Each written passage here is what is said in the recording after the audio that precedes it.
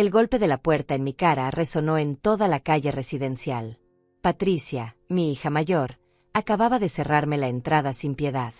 Toqué en la segunda casa, la de Héctor, mi hijo del medio.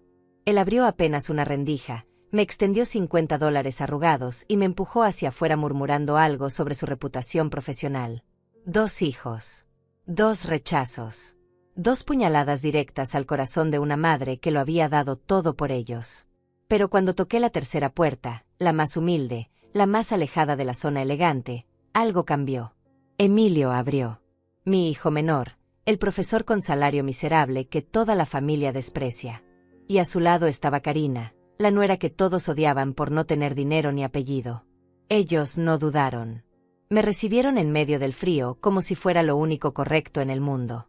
Esa noche, sentada en su sofá desgastado, los escuché susurrar en la cocina sobre vender sus anillos de matrimonio para conseguirme comida. No sabían que yo podía oírlos.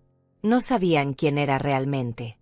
Y cuando la mañana siguiente el abogado Moisés apareció con el equipo de seguridad en esa casa diminuta, cuando la verdad salió a la luz delante de todos, los rostros de Patricia y Héctor ya no mostraban desprecio. Mostraban terror. Porque acababan de perder todo. Déjenme llevarlos al principio, al momento exacto en que decidí hacer esta prueba. A la noche en que comprendí que había criado monstruos con mi propio dinero.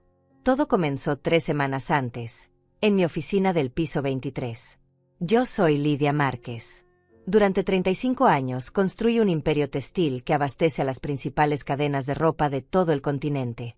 Cuando mi esposo murió hace 12 años, todos pensaron que la empresa se vendría abajo. Los socios apostaban a mi fracaso. Los competidores afilaban sus cuchillos esperando repartirse los restos. Pero yo no me derrumbé. Trabajé 18 horas diarias. Aprendí cada aspecto del negocio que mi esposo manejaba. Negocié con bancos, con proveedores internacionales, con clientes difíciles que no respetaban a una mujer en esta industria. Tragué humillaciones que hubieran quebrado a cualquiera. Y no solo mantuve la empresa a flote, la multipliqué por 5. ¿Y saben para quién hice todo eso? Para mis 3 hijos. Para darles la vida que yo nunca tuve. Para que nunca sintieran la mordida del hambre como yo la sentí de niña. Para que tuvieran oportunidades, educación, puertas abiertas en todos lados. Patricia estudió en Suiza. Le pagué un máster en administración de empresas que costó más de $120,000. Héctor hizo su carrera de medicina en una universidad privada de élite.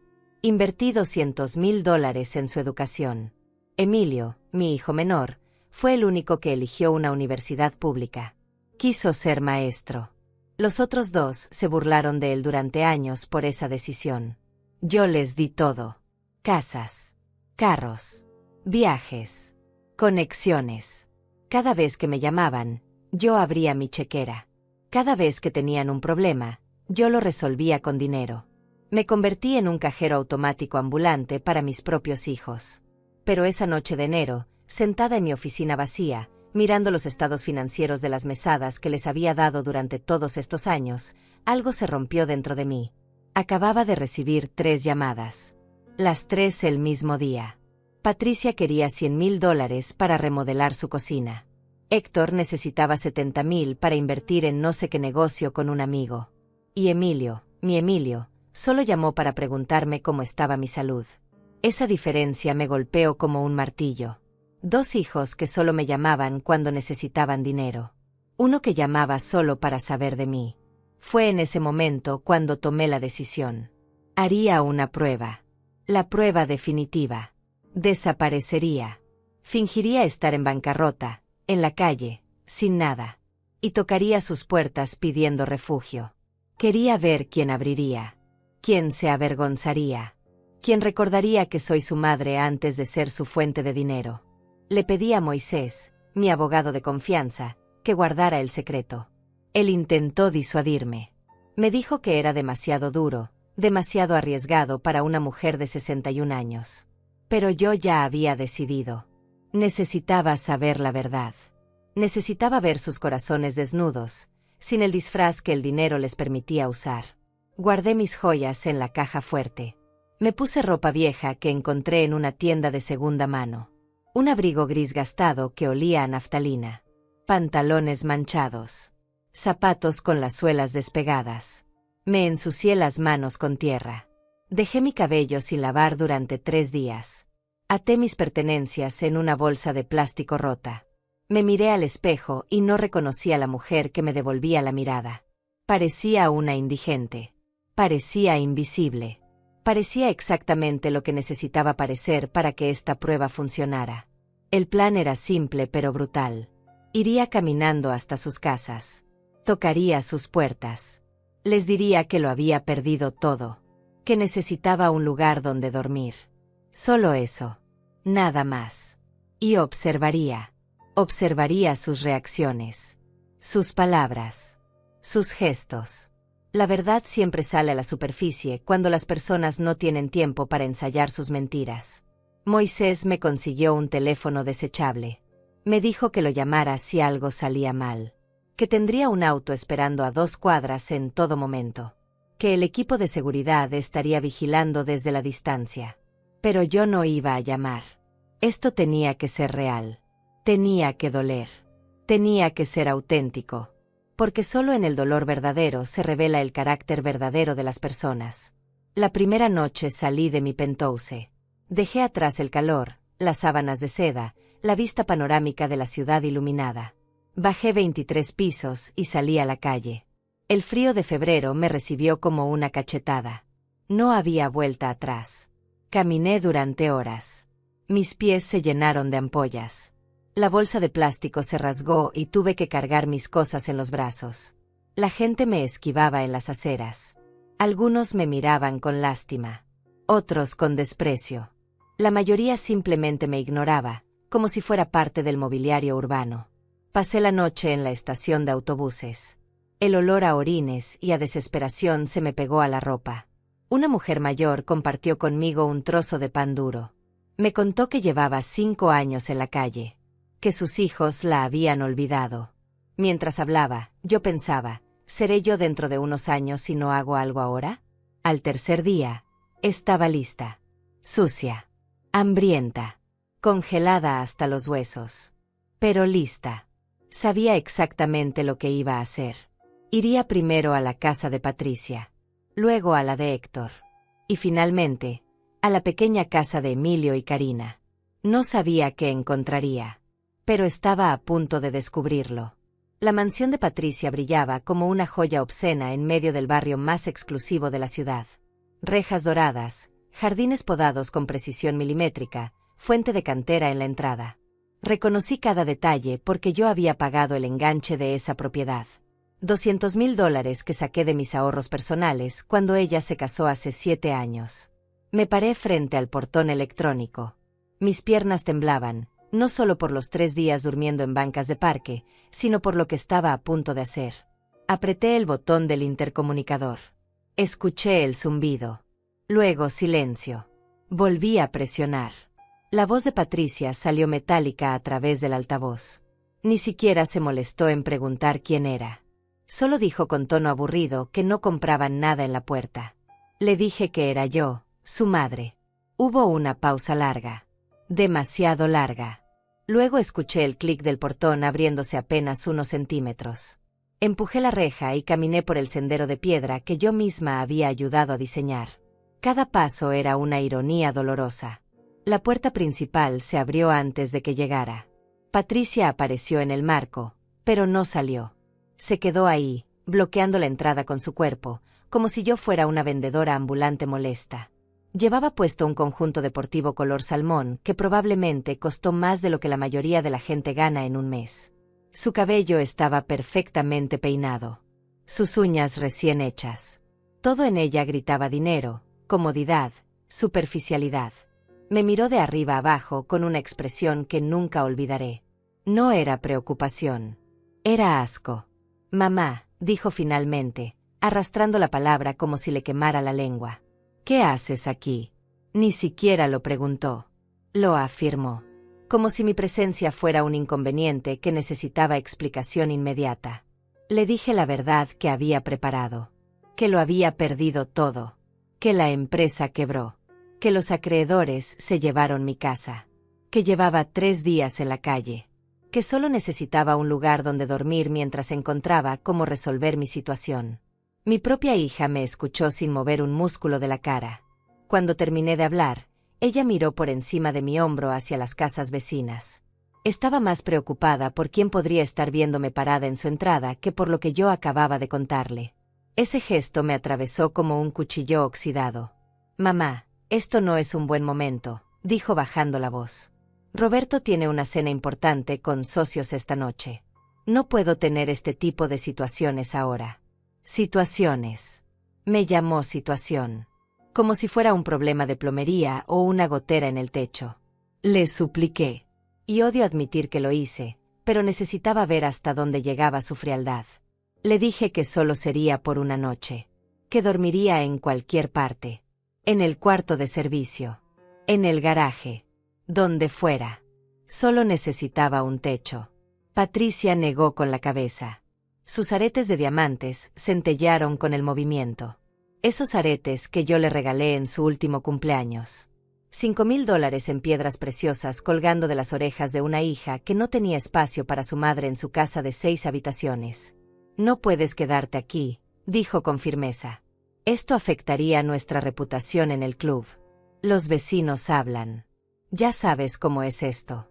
Además, si realmente estás en problemas financieros, lo último que necesitas es estar cerca de gente que te va a juzgar. Es por tu propio bien, mamá. Por mi propio bien». Envolvió su rechazo en una capa de falsa preocupación maternal invertida, como si me estuviera haciendo un favor al cerrarme la puerta en la cara. Intenté dar un paso adelante. Ella retrocedió y cerró la puerta hasta dejar solo una rendija. «Hay albergues», dijo. «Organizaciones de caridad. Seguro encuentras algo. Y cuando resuelvas tu situación, cuando las cosas mejoren, hablamos. Pero ahora mismo no puedo ayudarte». «Lo siento». No lo sentía. Eso era lo más horrible. Su voz no tenía ni una pizca de dolor genuino. Solo tenía prisa por terminar esta conversación incómoda y volver a su mundo perfecto de apariencias y superficialidad. «Patricia», le dije usando su nombre completo, ese que escogí cuando nació porque significaba noble. «Por favor. Soy tu madre. Te cambié los pañales. Te enseñé a caminar. Pagué tu educación.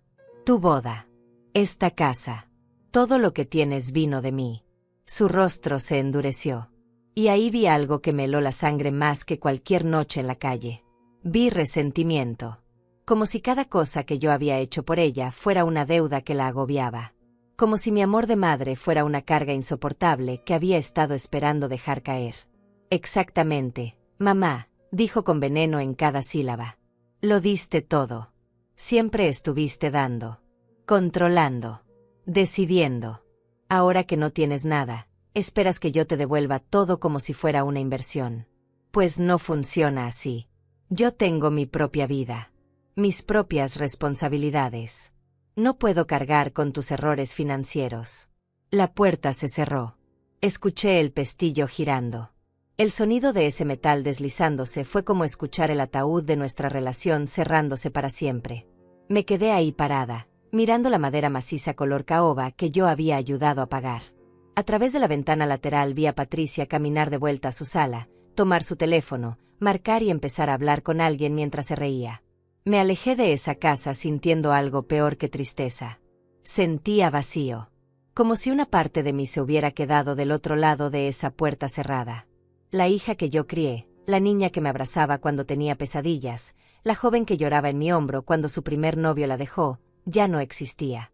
Había sido reemplazada por esta mujer fría que valoraba más la opinión de sus vecinos que el bienestar de su propia madre. Caminé 3 kilómetros hasta llegar al vecindario donde vivía Héctor. Mis pies sangraban dentro de los zapatos rotos. El hambre me hacía ver manchas negras cada vez que movía la cabeza demasiado rápido. Pero seguía adelante porque necesitaba completar esta prueba. Necesitaba saber si todos mis hijos eran iguales o si quedaba algo de humanidad en alguno de ellos. La casa de Héctor era más moderna que la de Patricia. Todo vidrio y acero. Minimalista. Fría. Como él. Toqué el timbre y esperé. Esta vez no hubo demora. Héctor abrió la puerta casi inmediatamente, como si hubiera estado esperando una entrega o algo así. Su expresión cuando me vio fue de shock genuino. «Mamá», exclamó, y por un segundo pensé que tal vez él sería diferente. «¿Qué te pasó?» Parecía preocupado. Sus ojos recorrieron mi ropa sucia, mi cabello grasiento, la bolsa rota que cargaba. Dio un paso hacia mí y pensé que me abrazaría. No lo hizo. En cambio, miró rápidamente hacia ambos lados de la calle. Igual que Patricia. La misma preocupación por las apariencias. El mismo miedo a que alguien los viera conmigo. «Entra rápido», dijo, haciéndome pasar pero cerrando la puerta inmediatamente detrás de mí como si estuviera ocultando evidencia de un crimen. Me quedé en el recibidor. Él no me invitó a pasar más adentro. Mantuve la distancia como si mi pobreza fuera contagiosa. «¿Qué pasó?», repitió. «¿Dónde has estado? ¿Por qué no llamaste?». Le conté la misma historia. Quiebra. Pérdidas. Calle. Necesidad de refugio temporal. Héctor me escuchó con los brazos cruzados. Vi su cerebro trabajando. Vi los cálculos formándose detrás de sus ojos. No estaba pensando en cómo ayudarme. Estaba pensando en cómo deshacerse de mí de la manera más rápida y menos problemática posible. Cuando terminé de hablar, él suspiró. Un suspiro largo y cansado, como si yo fuera una paciente difícil en su consultorio y no su madre. «Mamá, tengo una reputación que cuidar. Soy cirujano cardiovascular. Mis pacientes son gente importante. Políticos. Empresarios. Si alguien se entera de que mi madre está viviendo en la calle, eso afecta mi práctica. ¿Entiendes, verdad?». «No», le dije con toda honestidad. «No entiendo». Héctor sacó su cartera. El cuero era italiano. Lo reconocí porque yo se lo había regalado en su cumpleaños hace 2 años. Costó $800. Sacó algunos billetes. $50 en total. Lo sostuvo hacia mí pero sin acercarse, como si tuviera miedo de tocarme. «Toma esto», dijo. «Ve a un hotel económico. Descansa. Báñate. Cuando estés presentable podemos hablar de cómo resolver tu situación. Pero no puedes quedarte aquí. Tengo cirugías mañana temprano. Necesito concentración. No puedo tener esta distracción». Distracción. Su madre sin hogar era una distracción. No tomé el dinero. Me quedé mirándolo fijamente a los ojos, buscando algún rastro del niño que solía correr a mis brazos cuando volvía del trabajo. El niño que me decía que cuando creciera me compraría una casa grande para que nunca tuviera que trabajar tan duro. Ese niño había muerto en algún momento y yo ni siquiera me había dado cuenta del funeral. «Héctor», le dije con la voz quebrada, «pasé noches enteras estudiando contigo para tus exámenes de medicina. Te llevaba café a las 3 de la mañana cuando te quedabas despierto repasando. Cuando no podías pagar los libros de texto que costaban $500 cada uno, yo vendí mis joyas para comprártelos. Y ahora me ofreces $50 y me llamas distracción». Él apretó la mandíbula. Los billetes seguían extendidos entre nosotros como una barrera física. «Mamá, no es personal», dijo con esa voz clínica que probablemente usaba para dar malas noticias a los familiares de sus pacientes. «Es solo que ahora mismo no estoy en posición de ayudarte de la manera que necesitas. Tengo mi familia que mantener. Mis propios gastos. No puedo simplemente cargar con otra persona». Otra persona. Eso era yo para él. Otra persona. No su madre. No la mujer que sacrificó sus propios sueños para financiar los de él. Solo otra persona que necesitaba algo de él y lo incomodaba. Tomé los $50. No porque los necesitara, sino porque quería ver si siquiera ese gesto patético le causaría algún tipo de emoción. Nada. Su cara permaneció neutra. Profesional. Distante. Como si acabara de completar una transacción comercial desagradable pero necesaria. «Ahora necesito que te vayas», dijo señalando la puerta. «En serio, mamá, tengo que madrugar. No puedo estar lidiando con esto ahora. Cuando te estabilices, me llamas y vemos qué podemos hacer. Pero tienes que entender que yo también tengo mis límites». Me puso la mano en el hombro, no con afecto, sino con firmeza. Me estaba guiando hacia la salida. Me estaba empujando literalmente fuera de su vida. Cuando llegamos a la puerta, la abrió y me indicó que saliera. El aire frío de la noche me golpeó de nuevo. «Cuídate», dijo. Y sinceramente, mamá, deberías haber sido más cuidadosa con tus inversiones. A tu edad ya deberías tener todo asegurado. Esto no tendría que estar pasando. Me estaba culpando. Me estaba diciendo que esto era mi culpa. Que si estaba en la calle era porque yo había sido irresponsable. El hijo al que le pagué una educación de $200,000 me estaba dando lecciones de administración financiera mientras me echaba de su casa. La puerta se cerró. Esta vez no escuché el pestillo porque Héctor ya había desaparecido hacia el interior de su casa antes de que yo siquiera terminara de bajar los escalones del pórtico. Ni siquiera se quedó para asegurarse de que me alejara bien. Simplemente cerró y se fue. Me quedé parada bajo la luz amarillenta de la lámpara del jardín. Los $50 estaban arrugados en mi mano. Los miré como si fueran veneno. Este papel sucio era lo que valía mi relación con mi hijo. $50. Menos de lo que él probablemente gastaba en una cena cualquiera. Guardé el dinero en mi bolsillo. Lo usaría más tarde. No para mí, sino para recordarme que esto había pasado. Que esto era real. Que mis 2 hijos mayores me habían rechazado en el mismo día sin siquiera pestañear. 2 puertas cerradas. 2 hijos perdidos. Me quedaba uno. Emilio. Mi hijo menor. El que eligió ser maestro cuando todos le decían que era una pérdida de talento. El que se casó con Karina, una chica de familia humilde que trabajaba limpiando oficinas cuando se conocieron. El que toda la familia miraba con lástima mezclada con desdén.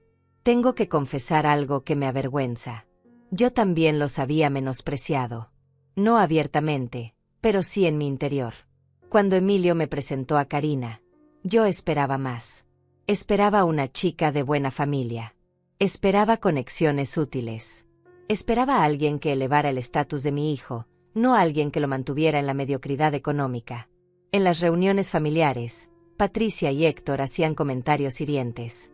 Decían cosas como qué pena que Emilio se conformó con tan poco o imagínate si hubiera conocido a alguien con ambición. Y yo no los defendía. Me quedaba callada. Dejaba que esas palabras venenosas flotaran en el aire sin contradecirlas. Karina siempre lo notaba. Veía cómo su sonrisa se hacía más pequeña cada vez que Patricia hablaba de sus viajes a Europa o cuando Héctor mencionaba sus pacientes millonarios. Veía cómo Emilio apretaba su mano bajo la mesa, dándole fuerza silenciosa. Y yo miraba para otro lado. Ahora, caminando hacia su pequeña casa en un barrio trabajador, muy lejos de las mansiones de mis otros hijos, sentía el peso de mi propia hipocresía. Había juzgado a Karina por no tener dinero. La había encontrado insuficiente. Y probablemente ella lo sabía. Probablemente cada vez que me veía podía sentir mi decepción silenciosa. La casa de Emilio y Karina era una construcción modesta de una planta. Pintura color crema descascarada en algunas partes. Un jardincito pequeño con flores que evidentemente Karina cuidaba con sus propias manos. Una cerca de madera que necesitaba reparación. Todo era simple, humilde, honesto. No había portón electrónico. No había intercomunicador. Solo una puerta de madera con un timbre simple. Apreté el botón y escuché la campanilla sonar dentro de la casa. Escuché pasos. La puerta se abrió. Karina apareció frente a mí. Llevaba un suéter tejido color verde olivo que probablemente ella misma había hecho. Su cabello recogido en una cola simple. Sin maquillaje. Sin joyas excepto su anillo de matrimonio, que era una banda delgada de plata que costó probablemente menos de $100 cuando lo compraron. Sus ojos se agrandaron cuando me vio. Lidia, exclamó usando mi nombre de pila como siempre hacía. Nunca me llamaba suegra o señora. Solo Lidia. Al principio eso me había molestado. Me parecía falta de respeto. Ahora entendía que era su forma de tratar de conectar conmigo como iguales. Dios mío, ¿qué te pasó?, dijo inmediatamente, y sin esperar respuesta me tomó del brazo y me jaló hacia adentro.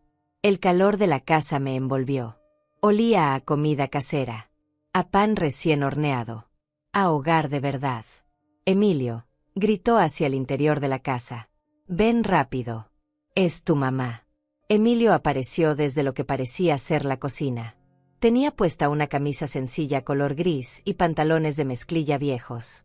Cuando me vio, su rostro pasó por un arcoíris de emociones. Sorpresa.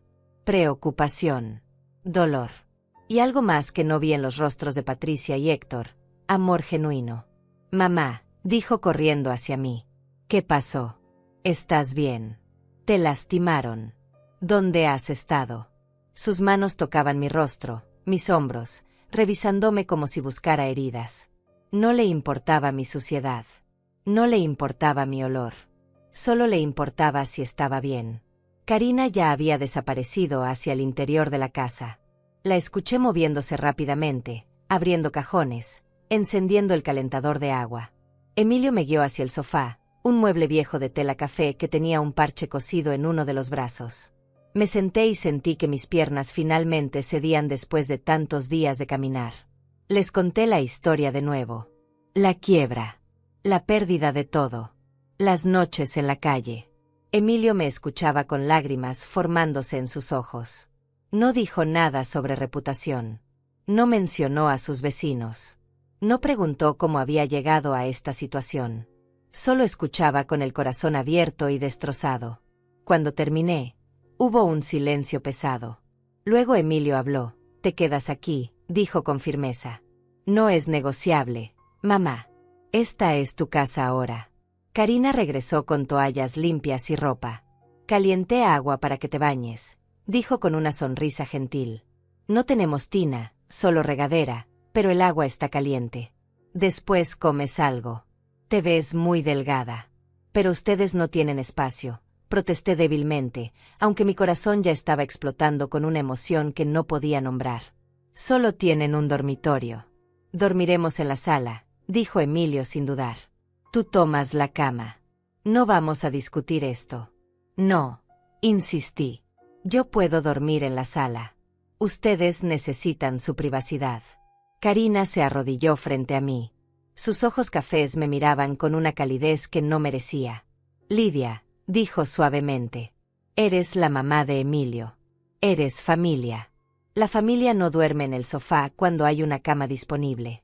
Por favor, déjanos hacer esto por ti». Ese «déjanos hacer esto por ti» me partió en pedazos. Mis otros hijos me habían ofrecido dinero y excusas. Esta pareja que apenas tenía nada me ofrecía todo lo que tenían sin condiciones ni reproches. Me bañé en su pequeño baño que tenía azulejos desportillados y una cortina de baño remendada. El agua caliente cayó sobre mi piel sucia y me dejé llorar ahí donde nadie podía verme. No lloraba por los días en la calle. Lloraba por los años que había desperdiciado valorando las cosas equivocadas. Lloraba porque mis 2 hijos mayores, a quienes les di castillos, me cerraron sus puertas. Y mi hijo menor, que vivía en esta casa humilde, me abrió la suya de par en par. Cuando salí del baño, Karina había puesto ropa limpia sobre la cama. Era de ella. Un pantalón deportivo color gris suave y una sudadera color café claro. Me quedaban un poco grandes porque Karina era más alta que yo, pero estaban limpias y olían a suavizante de ropa barato y a cuidado genuino. En la pequeña mesa del comedor, que apenas cabía en el espacio entre la sala y la cocina, me esperaba un plato de comida. Sopa de verduras casera. Pan tostado. Un vaso de jugo de naranja. Nada elaborado. Nada costoso. Pero preparado con amor y servido con dignidad. Emilio y Karina se sentaron conmigo. No me miraron con lástima mientras comía. Hablaron de cosas normales. De los estudiantes de Emilio. De cómo uno de ellos finalmente había aprendido a leer después de meses de esfuerzo. Karina contó sobre las flores del jardín que estaban empezando a brotar a pesar del frío. Me trataron como persona, no como tragedia. Después de cenar, mientras Karina recogía los platos, escuché a Emilio decirle en voz baja que la acompañara a la cocina. Pensó que yo no podía oírlos, pero las paredes delgadas de esa casa no guardaban secretos. Me quedé sentada en el sofá, fingiendo mirar la televisión vieja que tenían, pero cada fibra de mi ser estaba concentrada en escuchar su conversación. «No tenemos suficiente dinero para mantener a 3 personas», susurró Emilio. «El salario apenas nos alcanza para nosotros 2». «Lo sé», respondió Karina. Su voz era tranquila, sin pánico. «Ya lo pensé». Hubo un silencio. Luego escuché el sonido inconfundible de un cajón abriéndose. «Podemos vender los anillos», dijo Karina. «No los necesitamos realmente. Son solo símbolos». Nuestro matrimonio no depende de 2 pedazos de metal. El corazón se me detuvo. Estaban hablando de vender sus anillos de matrimonio. Las únicas joyas que tenían. Los símbolos de su compromiso. Por mí. No, dijo Emilio, pero su voz no sonaba convincente. Sonaba desgarrada. Esos anillos significan algo para ti. Significan que nos amamos, respondió Karina. Y seguiremos amándonos con o sin ellos. Tu mamá nos necesita ahora. Eso es más importante que cualquier símbolo. Mañana voy a la casa de empeño. Probablemente nos den unos $300. Con eso compramos comida para el mes y vemos cómo seguimos. $300. Eso era todo lo que sus anillos valdrían en una casa de empeño. Y ellos estaban dispuestos a entregarlos sin pensarlo 2 veces. Mientras tanto, Patricia tenía aretes de $5,000 colgando de sus orejas y no me dejó entrar a su casa. Héctor cargaba una cartera de $800 y me dio 50 como si fuera una limosna generosa. Te amo, escuché a Emilio decir. Su voz estaba rota. No sé qué hice para merecerte. Nada, respondió Karina con ternura. No se trata de merecer. Se trata de elegir hacer lo correcto. Tu mamá te crió. Te educó. Ahora le toca a nosotros cuidarla. Así funcionan las familias de verdad. Cerré los ojos con fuerza. Las lágrimas corrían por mis mejillas sin control. Esta mujer a la que yo había mirado con desdén.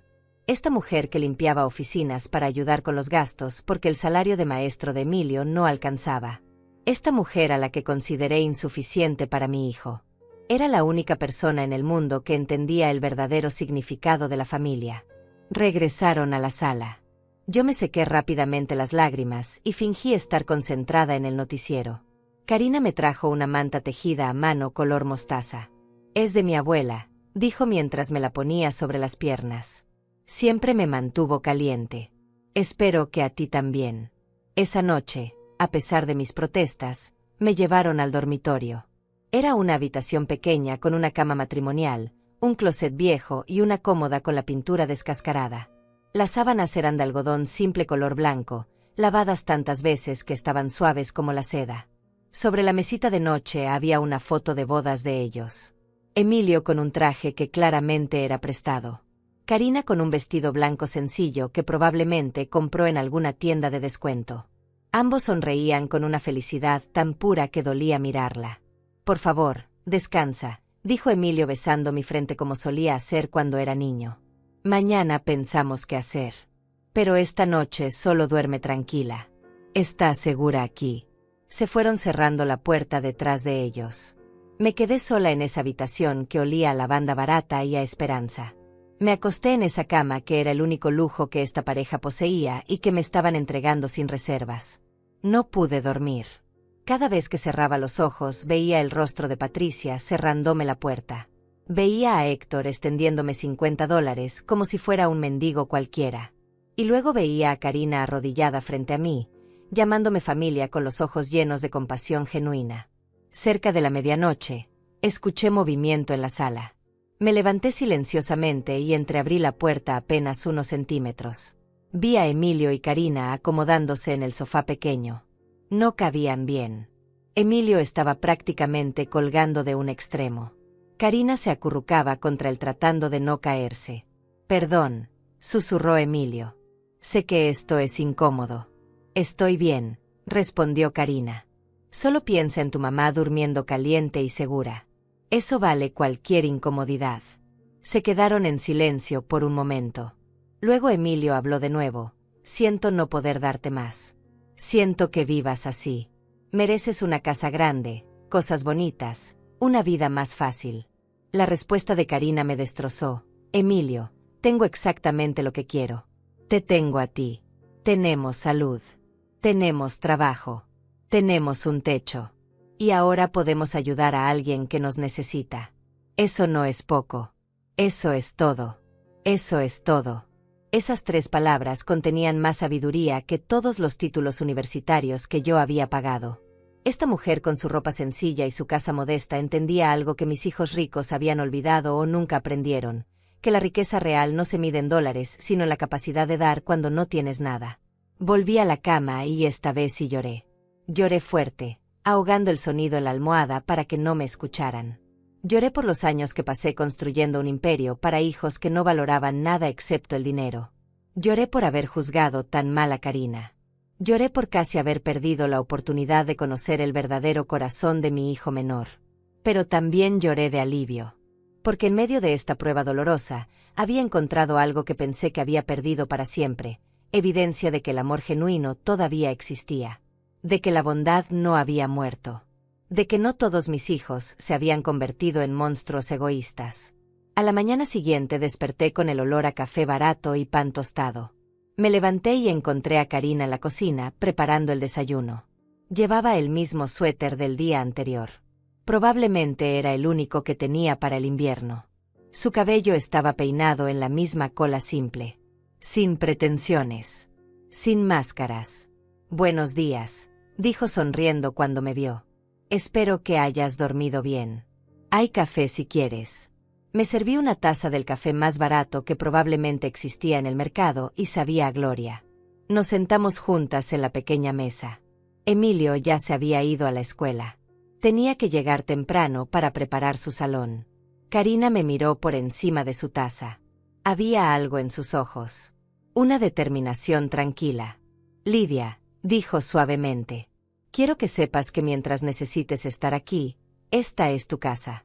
No importa cuánto tiempo sea. 1 mes, 1 año, lo que sea.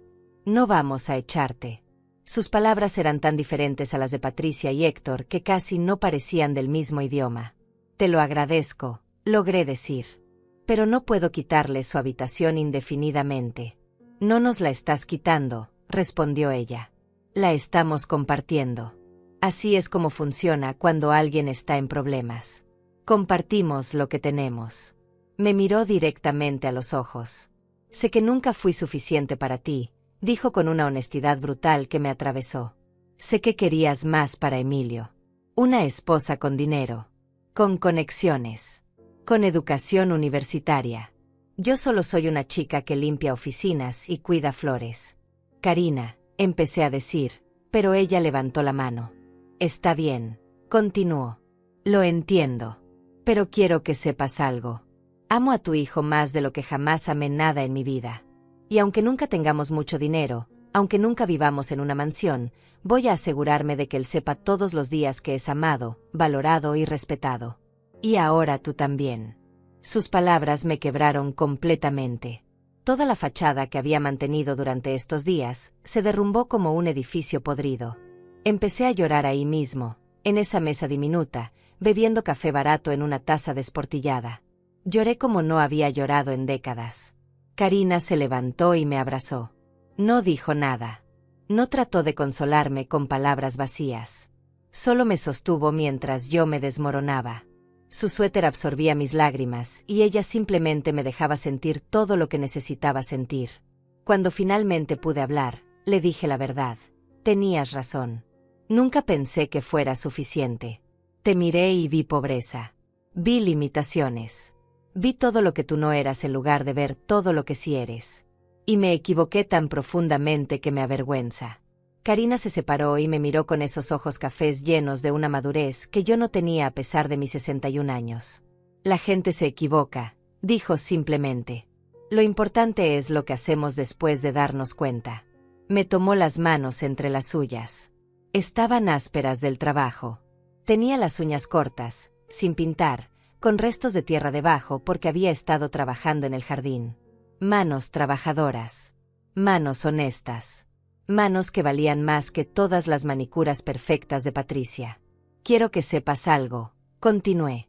«Cuando todo esto termine, cuando resuelva mi situación, voy a compensarte por todo. Te lo prometo». Ella negó con la cabeza suavemente. «No quiero compensación, Lidia. No estamos llevando una cuenta.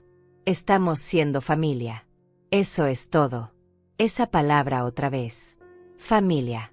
Patricia y Héctor la habían usado como excusa para justificar todo lo que yo les di.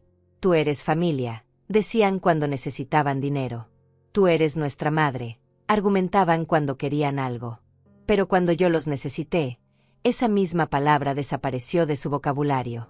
Karina usaba esa palabra de manera diferente. Para ella, familia significaba responsabilidad.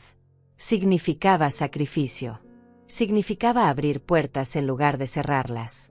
Pasé el día ayudando en la casa. Insistí. Karina trabajaba turnos de limpieza en las tardes, y antes de irse me dejó una lista de cosas simples que podía hacer. Doblar ropa. Lavar platos. Barrer. Tareas que yo no había hecho en años porque siempre tuve empleadas domésticas. Había algo profundamente humillante y al mismo tiempo liberador en fregar esa pequeña cocina. Mis manos, acostumbradas a firmar cheques y contratos millonarios, ahora tallaban ollas viejas con una esponja gastada. Y con cada movimiento, sentía que estaba limpiando algo más que trastes sucios. Estaba limpiando años de soberbia.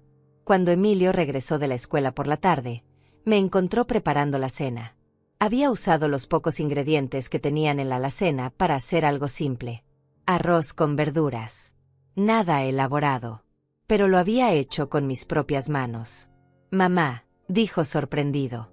No tenías que hacer esto. Quería hacerlo, respondí. Es lo menos que puedo hacer. Cenamos los tres juntos. Hablamos de cosas cotidianas. Emilio contó sobre un estudiante que había tenido un avance importante ese día. Un niño con dislexia que finalmente había leído un párrafo completo sin ayuda. La forma en que Emilio hablaba de ese logro, con los ojos brillantes de orgullo, me hizo entender algo.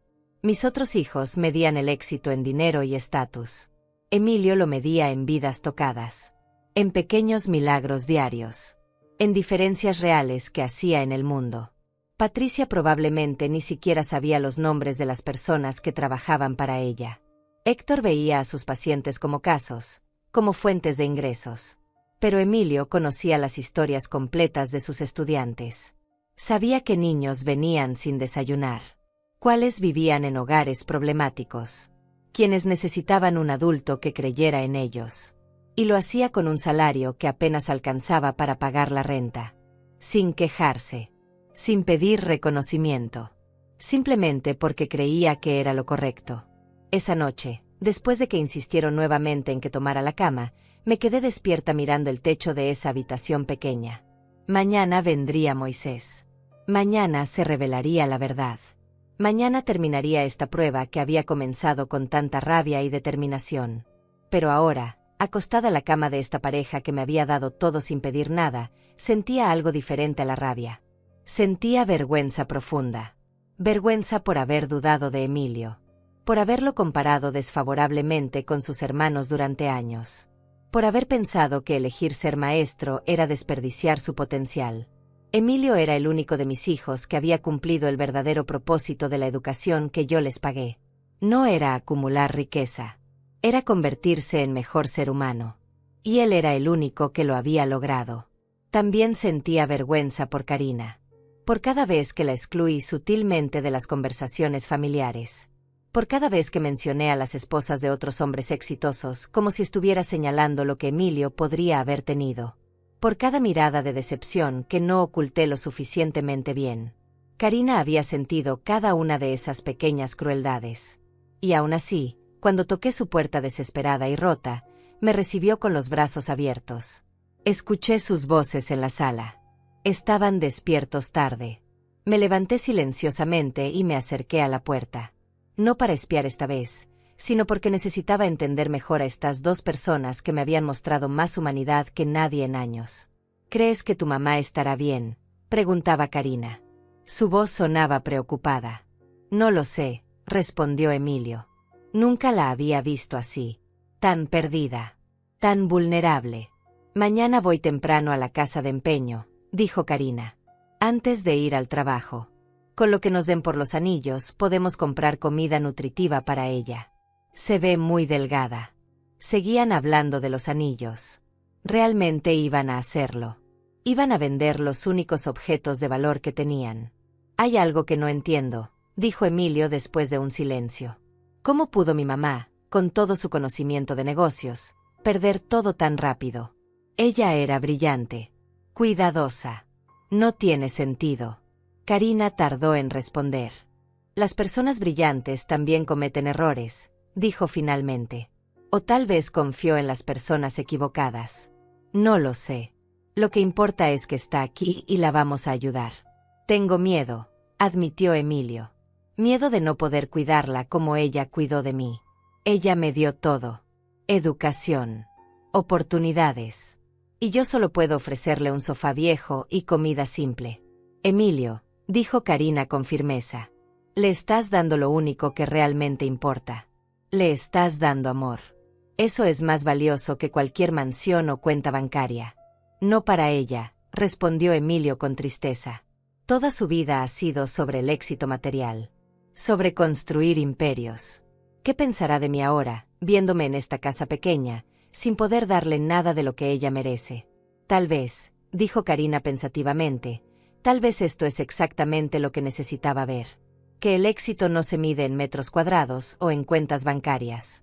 Se mide en quien está ahí cuando todo lo demás se derrumba.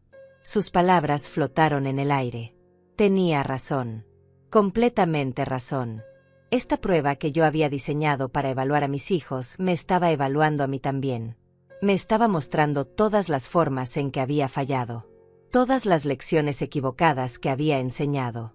Todos los valores distorsionados que había transmitido sin darme cuenta. Patricia y Héctor eran mi creación.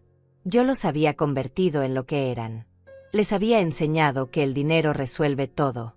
Que las apariencias importan más que la sustancia. Que el éxito se mide en posesiones materiales. Y ellos habían aprendido la lección perfectamente. Solo Emilio había resistido. Había elegido un camino diferente a pesar de mis sutiles desaprobaciones.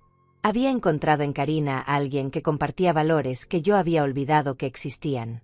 Y juntos habían construido algo que Patricia y Héctor nunca tendrían, una vida con propósito y significado real. Volví a la cama con el corazón pesado. Mañana cambiaría todo. Moisés llegaría con los documentos. Con la verdad. Con la prueba de que yo nunca estuve en bancarrota. Que esto fue todo un teatro para revelar el verdadero carácter de mis hijos. Y había revelado mucho más de lo que esperaba. No solo sobre ellos. Sobre mí también. Me dormí finalmente, agotada emocionalmente, sabiendo que cuando saliera el sol comenzaría el último acto de este drama doloroso y necesario. El acto donde la verdad saldría a la luz. Donde la justicia se serviría. Donde las cuentas se ajustarían. Pero también sabiendo que después de mañana, nada volvería a ser igual. Las relaciones rotas con Patricia y Héctor probablemente nunca se repararían. Y la relación con Emilio y Karina se transformaría de maneras que aún no podía predecir completamente. Lo único que sabía con certeza era que estos dos seres humanos dormidos en un sofá incómodo, dispuestos a vender sus anillos de matrimonio por una mujer que los había menospreciado, merecían todo lo que yo podía darles. Y mañana se los daría. 18:56. Desperté antes del amanecer. El teléfono desechable que Moisés me había dado estaba escondido en el bolsillo interno de mi abrigo sucio. Lo saqué con manos temblorosas. Eran las 5:30 de la mañana. Marqué el número que tenía memorizado. Moisés contestó al segundo timbrazo. Lidia, dijo con voz adormilada pero alerta. ¿Estás bien? ¿Pasó algo? Estoy bien, susurré para no despertar a Emilio y Karina. Es hora. Ven a las 9 de la mañana. Trae los documentos. Trae al equipo de seguridad. Todo como lo planeamos. Hubo una pausa. ¿Estás segura?, preguntó. Una vez que hagamos esto, no hay vuelta atrás. Estoy segura, respondí. Más segura de lo que he estado de cualquier cosa en mi vida. Te veo a las 9. Colgué y guardé el teléfono. Me quedé sentada en la cama mirando las primeras luces del amanecer filtrarse por las cortinas baratas color café. En unas horas, todo cambiaría. La máscara caería.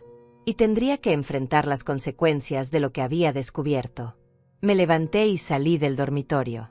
Emilio y Karina seguían dormidos en el sofá. Se veían tan incómodos que dolía mirarlos. El brazo de Emilio colgaba hasta el suelo. Karina tenía la cabeza en un ángulo extraño contra el respaldo. Pero sus manos estaban entrelazadas incluso en el sueño. Preparé café en silencio. Encontré pan en la alacena y lo tosté. Puse la mesa como pude. Pequeños actos de servicio que eran todo lo que podía ofrecerles en este último momento antes de que la verdad explotara. Karina se despertó primero. Me vio en la cocina y sonrió con esa sonrisa cansada pero genuina. «Te levantaste temprano», dijo estirándose con cuidado para no despertar a Emilio. «No podía dormir», admití. «Estaba pensando». Se acercó y aceptó la taza de café que le ofrecí. «¿Pensando en qué?», preguntó con curiosidad pero sin presión. «En ustedes», respondí honestamente. «En lo que han hecho por mí. En lo que están dispuestos a hacer». Karina tomó un sorbo de café. Sus ojos me estudiaban por encima de la taza. Había algo en su mirada. Una inteligencia tranquila que sugería que tal vez sabía más de lo que dejaba ver. «Lidia», dijo lentamente, «¿puedo preguntarte algo?» «Claro», respondí, aunque mi corazón empezó a latir más rápido. «No tienes que responder si no quieres», continuó. «Pero algo no cuadra. Una mujer como tú, con tu experiencia, con tu inteligencia. ¿Cómo perdiste todo tan rápido? ¿Y por qué viniste caminando hasta nuestras casas en lugar de pedir ayuda de alguna otra forma?»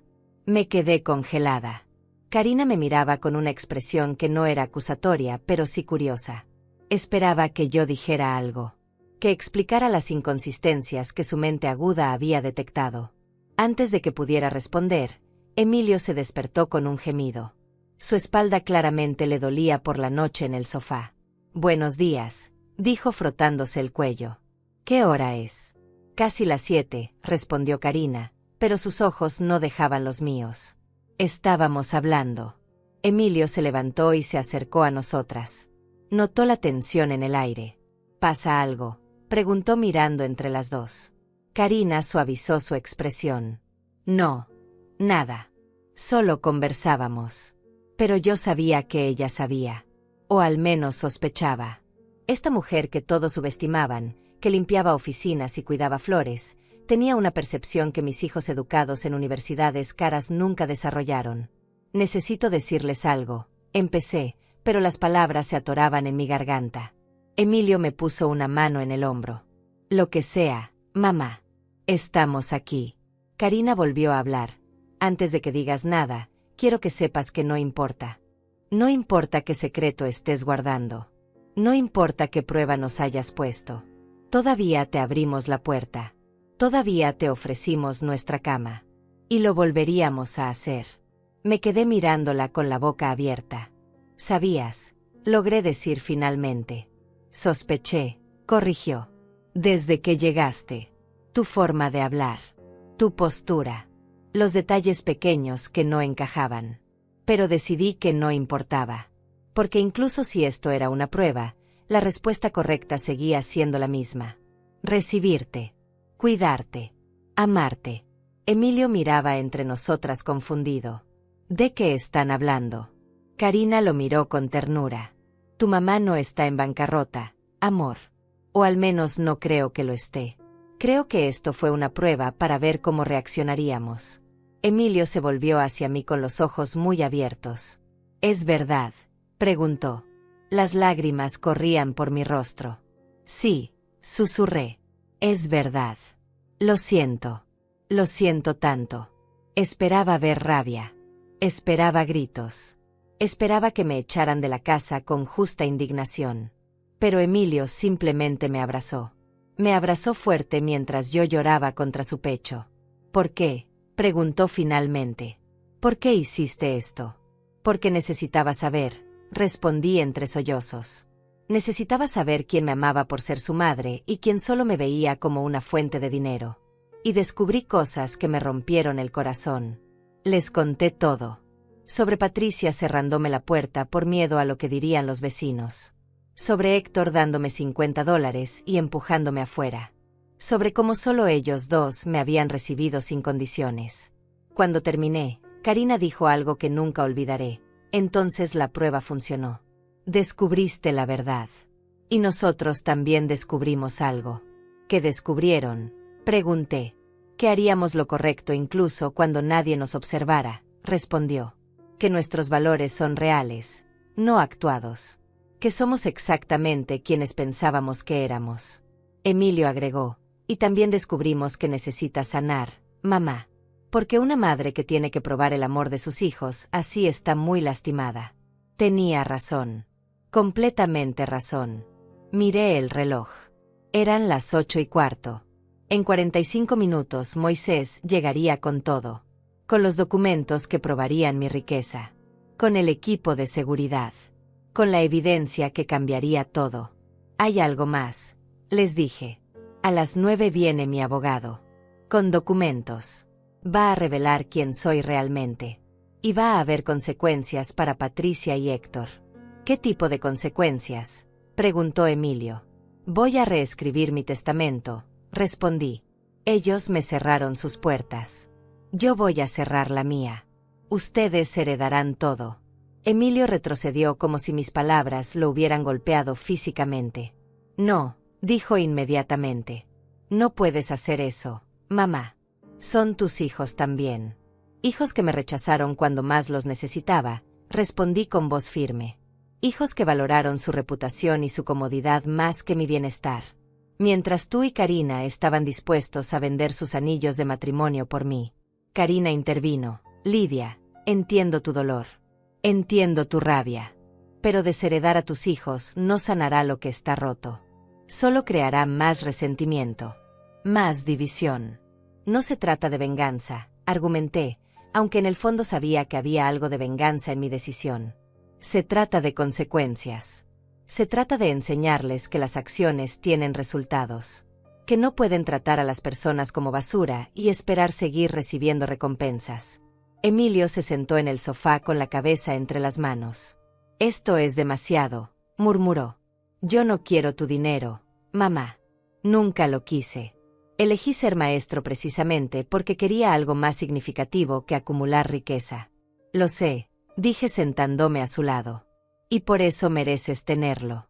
Porque no lo buscas. Porque entiendes que el dinero es una herramienta, no un objetivo. Karina se arrodilló frente a nosotros. Sus ojos iban de Emilio a mí. ¿Puedo sugerir algo?, preguntó con cuidado. Por favor, respondí. Necesito escuchar una voz cuerda en medio de todo esto. No hagas nada permanente hoy, dijo. Deja que Moisés venga. Deja que se revele la verdad. Pero no reescribas el testamento inmediatamente. Date tiempo. Dale tiempo a Patricia y a Héctor también. Tal vez cuando enfrenten lo que hicieron, cuando vean las consecuencias reales de sus acciones, algo cambie en ellos. No van a cambiar, dije amargamente. Los conozco. Los conocías, corrigió Karina. Pero las personas pueden sorprendernos. Para bien o para mal. Dame una oportunidad de estar equivocada sobre ellos. Emilio levantó la cabeza. Mamá, si realmente quieres enseñarles algo, enséñales con tu vida, no con tu muerte. Muéstrales cómo se ve el amor verdadero. Cómo se ve el perdón. No les des más dinero si no quieres. Está bien. Pero no los cortes completamente de tu vida. Eso te lastimará a ti más que a ellos. Sus palabras me llegaron hondo. Este hijo mío, este hombre bueno que ganaba menos en un año de lo que sus hermanos gastaban en vacaciones, me estaba dando lecciones de humanidad que yo necesitaba desesperadamente. ¿Qué propones entonces?, pregunté. Deja que venga el abogado, respondió Emilio. Deja que Patricia y Héctor sepan que esto fue una prueba. Deja que sientan el peso de lo que hicieron. Pero después de eso, ofréceles una oportunidad de restauración. No dinero, sino relación. Si la quieren, tendrán que ganársela. Si no, al menos tú sabrás que lo intentaste. Miré el reloj. Las 8:30. Media hora para decidir cómo manejaría el momento más importante de esta prueba. Media hora para decidir si quería justicia o reconciliación. Venganza o sanación. Llamaré a Moisés, dije finalmente. Le diré que venga, pero que no traiga documentos de testamento. Solo los que prueban mi identidad real. Karina sonrió. Es un buen comienzo. Marqué el número de Moisés. Cambio de planes, le dije cuando contestó. Trae todo excepto los papeles del testamento. Esto va a ser una confrontación, no una ejecución. Entendido, respondió. Estaremos ahí en 20 minutos. Colgué y miré a Emilio y Karina. No sé si puedo perdonarlos, admití. No sé si alguna vez podré mirar a Patricia y a Héctor de la misma manera. No tienes que saberlo hoy, dijo Karina. El perdón no es un interruptor que prendes y apagas. Es un camino. A veces largo y doloroso. Pero vale la pena caminarlo. Los siguientes 20 minutos pasaron en un silencio tenso. Nos sentamos juntos en la sala pequeña. Karina preparó más café. Emilio se cambió de ropa. Yo me quedé con la sudadera prestada y los pantalones deportivos. Quería que Moisés me viera así. Quería recordar cómo se sentía estar del otro lado. A las 9 en punto exactamente, escuchamos los vehículos detenerse afuera. Miré por la ventana y vi 2 camionetas negras. Moisés salió de la primera junto con su asistente. Del segundo vehículo bajaron 4 hombres del equipo de seguridad vestidos con trajes formales. El contraste era absurdo. Esta casa humilde en este barrio trabajador de repente invadida por este despliegue de poder y dinero. Los vecinos comenzaron a asomarse por sus ventanas. Algunos salieron a sus jardines frontales para ver qué estaba pasando. Toqué la puerta antes de que ellos pudieran hacerlo. Moisés me miró y por un momento no me reconoció. Luego sus ojos se agrandaron. «Dios mío, Lidia», susurró. «Te ves terrible». «Gracias», respondí con ironía seca. «Déjame presentarte a las únicas 2 personas que se preocuparon por cómo me veía cuando llegué a su puerta». Emilio y Karina se acercaron tímidamente. Estaban claramente intimidados por toda esta demostración de recursos. Moisés los saludó con respeto genuino. «Es un honor conocerlos», dijo. «Lidia me ha hablado mucho de ustedes en estos días». «Nada bueno, supongo», dijo Karina con una sonrisa triste. «Todo bueno», corrigió Moisés. «Todo muy bueno». Entraron todos. La pequeña sala se llenó de gente. Los hombres de seguridad se quedaron parados incómodamente, claramente fuera de lugar en este espacio modesto. Moisés abrió su maletín y sacó documentos. «Estos son los estados de cuenta de tus empresas», dijo mostrándome papeles. «Todo sigue funcionando perfectamente. La junta directiva ha manejado las operaciones diarias en tu ausencia como acordamos. No hubo ninguna quiebra. Ninguna pérdida. Todo fue fabricado». Emilio miraba los números en los documentos. Sus ojos se agrandaban cada vez más. «Mamá», susurró. «Estos números son reales». «Completamente reales», confirmó Moisés. «Tu madre es una de las mujeres más ricas del país». Y fingió estar en bancarrota para probar a sus hijos. Karina se llevó la mano a la boca. «Habíamos estado dispuestos a vender nuestros anillos», dijo casi sin voz. «Y tú podrías haber comprado 1000 anillos sin siquiera notarlo». «Por eso precisamente», respondí. «Porque ustedes hubieran vendido sus anillos. Mientras mis otros hijos ni siquiera abrieron sus puertas». Moisés sacó más documentos. «Estos son los registros de las llamadas que hice a Patricia y a Héctor esta mañana temprano», dijo. «Les informé que había nueva información sobre tu situación y que se presentaran aquí a las 10 de la mañana. Ambos confirmaron que vendrían». Miré el reloj. Las 9:40. En 20 minutos mis otros 2 hijos llegarían. Y encontrarían algo que nunca esperarían. Encontrarían la verdad. Y encontrarían las consecuencias de sus elecciones. Emilio se veía enfermo. «No sé si puedo estar aquí cuando lleguen», dijo. «No sé si puedo ver sus caras cuando se den cuenta». «Necesitas estar aquí», dije firmemente. «Necesitas ser testigo de esto. Porque esto no es solo sobre ellos. Es sobre ti también. Sobre validar que tu forma de vivir, tu forma de amar, es la correcta. Es sobre demostrar que no eres el hijo fracasado que ellos siempre insinuaron que eras». Karina tomó su mano. «Estaré aquí contigo», le dijo. «Pase lo que pase». Los minutos se arrastraban. Moisés repasaba documentos. Los hombres de seguridad esperaban en silencio. Emilio y Karina se sentaban juntos en el sofá, sus manos entrelazadas. Y yo estaba de pie junto a la ventana, mirando la calle, esperando ver los autos caros de mis otros hijos aparecer. A las 10:05, llegó Patricia. Su Mercedes blanco brillaba obscenamente en esta calle de autos modestos. Se estacionó y salió usando lentes de sol enormes y un abrigo color crema que probablemente costó más que la renta mensual de Emilio. 2 minutos después llegó Héctor. Su BMW gris se detuvo detrás del Mercedes de Patricia. Bajó revisando su reloj caro, claramente molesto por tener que estar aquí. Se encontraron en la acera frente a la casa de Emilio. Los vi hablar. Patricia gesticulaba hacia la casa con desprecio evidente. Héctor se encogía de hombros. Ninguno de los dos parecía feliz de estar aquí. Caminaron juntos hacia la puerta. Pude escuchar sus voces antes de que tocaran. ¿Por qué el abogado de mamá nos citaría aquí?, preguntaba Patricia con disgusto evidente. En la casa de Emilio. Esto es ridículo. No tengo idea, respondió Héctor. Pero hagamos esto rápido. Tengo una cirugía a la 1. Tocaron la puerta. Emilio me miró con pánico en los ojos. Yo asentí. Él respiró profundo y abrió. La expresión en los rostros de Patricia y Héctor cuando vieron a Emilio fue de fastidio apenas disfrazado. ¿Qué haces tú aquí?, preguntó Patricia como si Emilio fuera un intruso en su propia casa. Vivo aquí, respondió Emilio con voz temblorosa. Es mi casa. Patricia entró sin esperar invitación, Héctor detrás de ella. Sus ojos escanearon la sala pequeña con desprecio mal ocultado. Vieron a Moisés con su traje caro.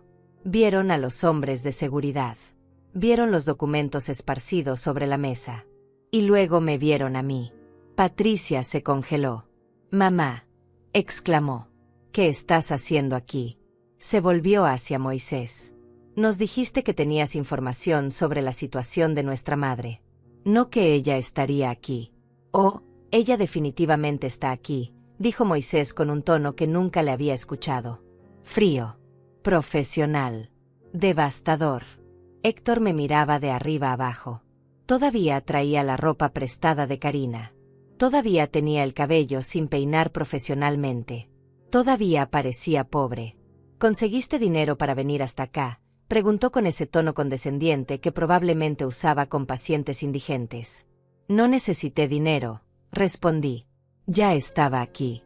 He estado aquí por 3 días. Desde que toqué sus puertas pidiendo refugio. El silencio que siguió fue absoluto. Vi cómo sus cerebros procesaban la información. Cómo las piezas comenzaban a encajar. Toqué tu puerta primero, Patricia, continué. Te dije que lo había perdido todo.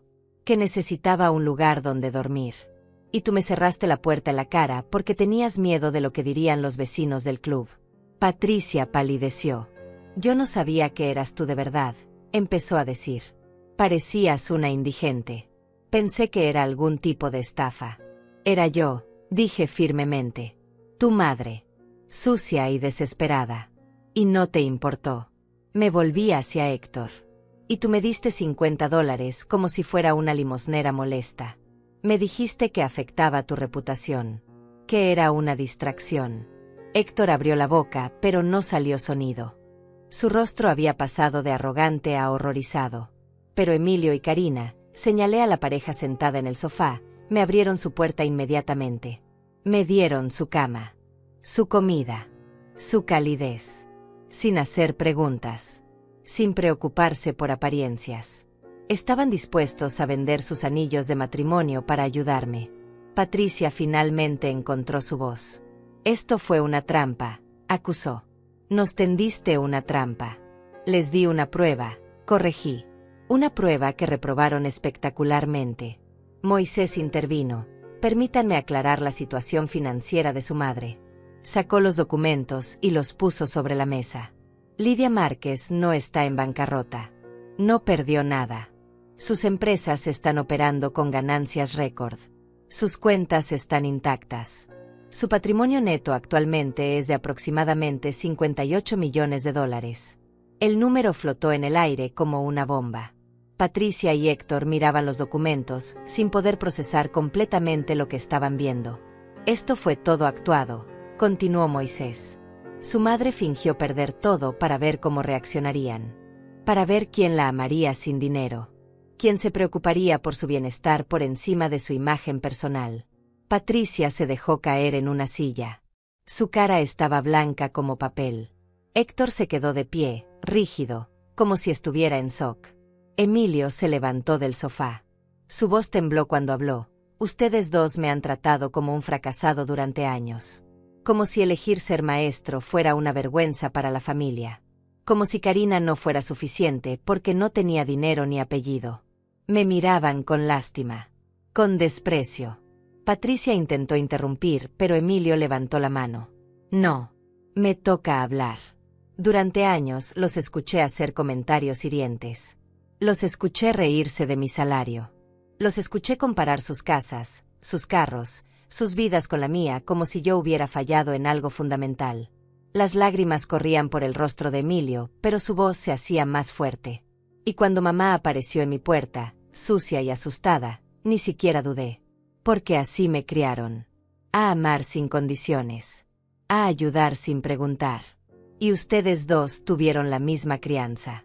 Los mismos padres. Las mismas lecciones. Pero eligieron algo diferente. Karina se puso de pie junto a él. Su voz era tranquila pero firme. Ustedes me odiaban. Sé que lo hacían. Porque no era lo suficientemente buena para su hermano. Porque limpiaba oficinas y no tenía educación universitaria. Pero cuando su madre necesitaba ayuda, cuando ustedes la rechazaron, nosotros la recibimos. Y lo haríamos otra vez. Patricia finalmente reaccionó. Comenzó a llorar.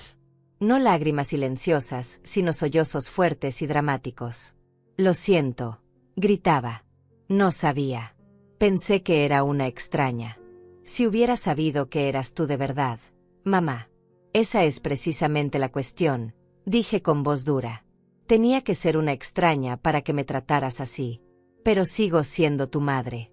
Y si hubiera sido realmente una indigente, aún así merecía más compasión que la que me mostraste. Héctor encontró su voz. Esto no es justo. Nos pusiste en una posición imposible. Nos engañaste. Los puse en una posición de elección. Corregí. Una elección que Emilio pasó sin siquiera pensarlo. Ustedes fallaron no porque no supieran que era yo. Fallaron porque sus valores están podridos hasta el centro. Moisés carraspeó. Lidia me había pedido traer documentos para modificar su testamento. Para desheredar completamente a Patricia y a Héctor y dejar todo a Emilio y Karina. Patricia dejó de llorar instantáneamente. Sus ojos se agrandaron con horror. No puedes hacer eso, dijo. Puedo, respondí. Y tenía toda la intención de hacerlo. ¿Tenía? Preguntó Héctor captando el tiempo verbal pasado. Emilio y Karina me convencieron de no tomar esa decisión hoy, expliqué. Me dijeron que les diera una oportunidad. Que el perdón es un camino, no un evento. Gracias, susurró Patricia mirando a Emilio. Gracias. No me agradezcas a mí, dijo Emilio con frialdad. Yo hubiera dejado que mamá los desheredara. Fue Karina quien argumentó por misericordia. La mujer que ustedes despreciaban. Patricia se volvió hacia Karina. Lo siento, dijo. Siento haberte tratado mal. Siento todo. Karina la miró por un largo momento. No me crees todavía, dijo finalmente. Estás asustada de perder tu herencia.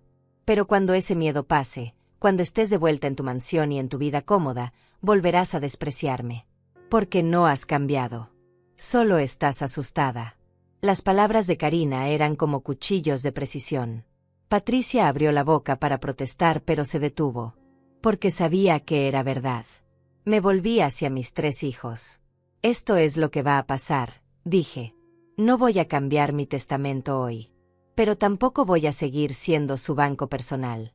Se acabaron las mesadas. Se acabaron los rescates financieros. Si quieren mi dinero cuando muera, tendrán que ganarse una relación real conmigo primero. ¿Qué significa eso?, preguntó Héctor. Significa terapia familiar, respondió Moisés. Significa trabajo real en sus relaciones. Significa demostrar durante años, no días ni semanas, que han cambiado genuinamente. Y si no lo hacen, el testamento se reescribirá y todo irá a Emilio y Karina. Patricia y Héctor se miraron entre ellos. Pude ver los cálculos formándose en sus mentes. Estaban evaluando si valía la pena el esfuerzo. Si fingir cambio durante años era una inversión que rendía suficiente retorno. Y eso me rompió el corazón otra vez. Porque incluso ahora, incluso después de todo, seguían pensando en términos transaccionales. Hay algo más que necesito decir, continué. Y esto es lo más importante. Emilio, Karina, acérquense por favor. Se pusieron de pie y caminaron hacia mí. Tomé sus manos entre las mías. Ustedes dos me mostraron algo que había olvidado que existía. Me mostraron amor genuino. Sacrificio real. Valores que no se compran ni se venden. Y aunque no voy a reescribir mi testamento hoy, sí voy a hacer algo ahora mismo. Miré a Moisés. El paquete que preparamos, dije. Tráelo. Moisés sonrió y sacó un sobre grueso de su maletín. Se lo entregó a Emilio. Ábrelo, le dije. Con manos temblorosas, Emilio abrió el sobre. Adentro había documentos legales y una chequera. Leyó en voz alta, escritura de propiedad. Sus ojos se agrandaron. Mamá, ¿qué es esto? Es la escritura de una casa, expliqué. Una casa de verdad. Con 3 habitaciones, 2 baños, un jardín grande para que Karina plante todas las flores que quiera. En un vecindario seguro cerca de la escuela donde trabajas. La compré hace 2 días cuando supe lo que iban a hacer por mí. Emilio miraba el documento sin poder creer lo que veía. No podemos aceptar esto, dijo. Es demasiado. No es un regalo, aclaré. Es reconocimiento. Es mi forma de decir que vi lo que hicieron.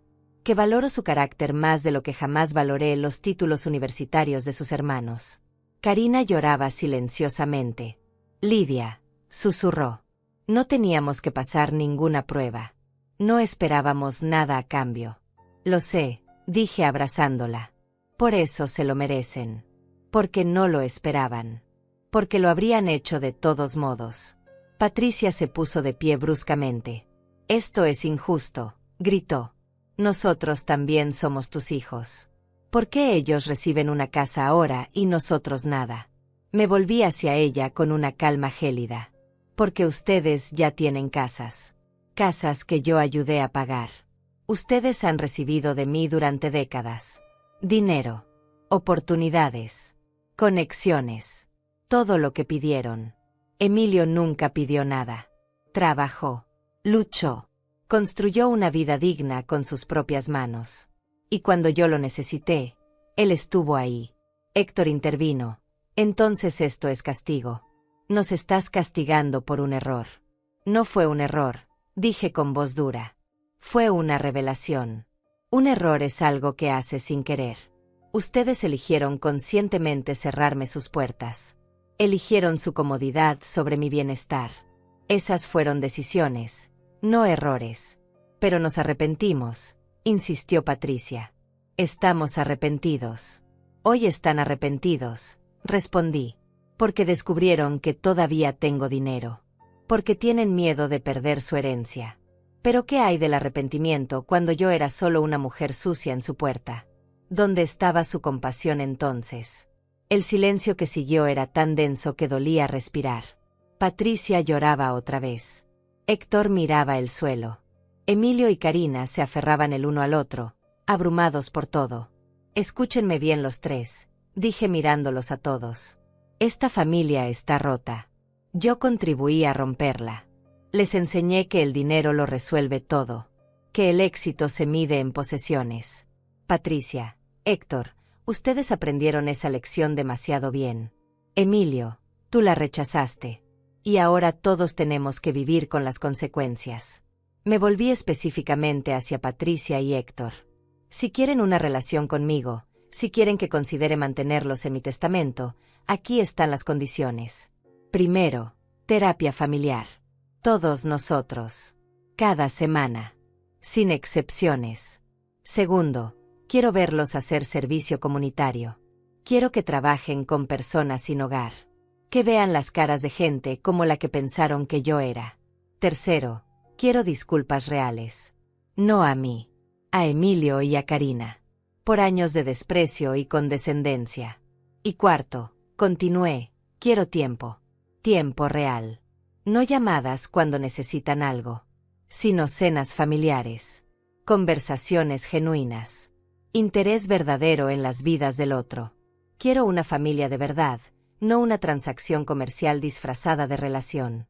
Eso es mucho pedir, dijo Héctor débilmente. Es lo mínimo, corregí. Es literalmente lo mínimo que deberían querer hacer si realmente se preocupan por mí como persona y no como herencia andante. Patricia se acercó. Mamá, dijo con voz quebrada. Tienes razón. Sobre todo, me he convertido en alguien horrible. Alguien que tú nunca quisiste que fuera. Y no sé si puedo cambiar. Pero quiero intentarlo. No por el dinero, sino porque vi mi futuro cuando cerraste esa puerta. Vi convertirme en una mujer vieja y sola en una mansión vacía. Y me aterrorizó. Fue la primera cosa genuina que le escuché decir en años. Tal vez había esperanza. Tal vez no. El tiempo lo diría. Héctor también se acercó. Yo también quiero intentarlo, dijo. No sé cómo arreglar esto. Pero quiero aprender. Los miré a ambos. El escepticismo debe haber sido evidente en mi rostro porque Patricia agregó, sé que no nos crees. Y está bien. No nos hemos ganado tu confianza. Pero danos la oportunidad de reconstruirla. Por favor. Miré a Emilio. Él era quien más había sufrido su desdén. ¿Qué opinas?, le pregunté. Emilio respiró profundo. Si realmente lo intentan, si realmente cambian, entonces sí. Denles la oportunidad. Pero si esto es solo un acto, si vuelven a sus patrones viejos una vez que pase el shock, entonces mamá debe cumplir su amenaza. Karina asintió en acuerdo. Todos merecen una segunda oportunidad, dijo. Pero las terceras oportunidades se tienen que ganar. Estaba bien. Esas eran las reglas. Moisés lo anotó todo. Haría un documento formal estableciendo las condiciones para que Patricia y Héctor permanecieran en mi testamento. Si fallaban en cualquiera de los requisitos durante los próximos 3 años, serían removidos automáticamente. Hay una cosa más, dije mirando a Emilio y Karina. Quiero que sepan que pase lo que pase con sus hermanos, ustedes siempre tendrán un lugar en mi vida. Ustedes me salvaron. No de la calle, porque nunca estuve realmente ahí, sino de convertirme en alguien tan amarga y cínica que hubiera perdido la fe en la humanidad. Karina me abrazó. Tú también nos salvaste, susurró. Nos mostraste que hacer lo correcto importa, que nuestros valores tienen significado. Pasamos la siguiente hora arreglando detalles. Moisés programó la primera sesión de terapia familiar. Patricia y Héctor se comprometieron a las condiciones. Firmaron documentos. Hicieron promesas. No sabía si las cumplirían. Pero al menos ahora había un camino. Una posibilidad. Y eso era más de lo que tenía 3 días atrás cuando empecé esta prueba. Cuando finalmente todos se fueron, cuando la casa volvió a quedarse en silencio, me senté en el sofá viejo con Emilio y Karina a mi lado. Siento haberte juzgado, le dije a Karina tomando su mano. Siento todos los años que te hice sentir menos. Siento cada mirada de decepción. Cada comentario hiriente que no detuve. Eras exactamente lo que Emilio necesitaba. Eras exactamente lo que esta familia necesitaba. Y fui demasiado ciega para verlo. Karina apretó mi mano. El perdón no se mendiga, Lidia. Se ofrece. Y yo te perdono. Porque entiendo. Tenías miedo por tu hijo. Querías lo mejor para él. Solo que tu definición de mejor estaba equivocada. Mi definición de todo estaba equivocada, admití. Construí un imperio, pero casi pierdo lo único que realmente importa. La familia. La conexión genuina. El amor sin condiciones. Emilio puso su brazo alrededor de mis hombros. No lo perdiste, mamá. Todavía estamos aquí. Y ahora sabes quiénes somos realmente. Eso es un regalo. Tenía razón. Esta prueba horrible y necesaria me había dado claridad. Dolor, sí. Pero también claridad. Sabía exactamente dónde estaba parada con cada uno de mis hijos. Sabía quién amarme con o sin dinero. Sabía quién sacrificaría algo real por mí. Y también sabía algo más. Sabía que el dinero que había pasado mi vida acumulando era solo una herramienta. Nada más. No compraba amor. No compraba lealtad. No compraba las cosas que realmente importaban. Lo que importaba estaba sentado a mi lado en un sofá viejo en una casa pequeña. Era un maestro con salario modesto y su esposa trabajadora. Era gente que valoraba las flores en el jardín más que los diamantes en las orejas. Era familia de verdad. Parada en la puerta de esa casa modesta 3 días atrás, sucia y rechazada por 2 de mis hijos, pensé que había tocado fondo. Pero estaba equivocada. Había encontrado algo más valioso que todo el dinero en mis cuentas bancarias. Había encontrado el camino de regreso a lo que realmente importa. Y aunque el camino hacia adelante con Patricia y Héctor era incierto, al menos ahora sabía la verdad. Y la verdad, por dolorosa que fuera, era mejor que la ilusión cómoda en la que había estado viviendo. El dinero compra muchas cosas, pensé mientras miraba alrededor de esa sala pequeña y humilde. Pero no compra las puertas que se abren cuando más las necesitas. No compra las manos que te sostienen cuando caes. No compra el amor que te recibe sin preguntas. Esas cosas solo vienen del corazón. Y los únicos corazones lo suficientemente grandes para darme eso estaban aquí. En esta casa. En este momento. Y eso valía más que $58 millones.